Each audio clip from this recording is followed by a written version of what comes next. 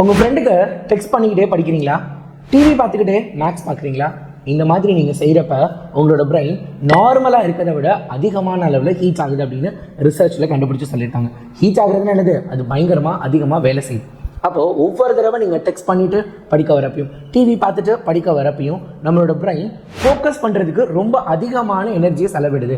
இந்த மாதிரி அதிகமான எனர்ஜி செலவிடுறப்ப ஈஸியாக சீக்கிரமாக நம்ம பிரெயின் டயர்ட் ஆகிடுது. நம்மளால் அதிகமான கான்சன்ட்ரேஷன் பண்ண முடியல.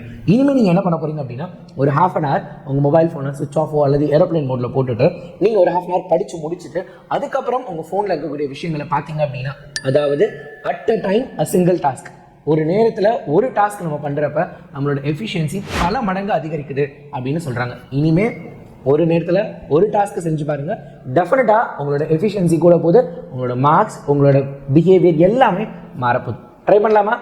சேனலை சப்ஸ்கிரைப் பண்ணிவிட்டு மறக்காமல் உங்கள் ஃப்ரெண்ட்ஸ்க்கும் ஷேர் பண்ணிவிடுங்க.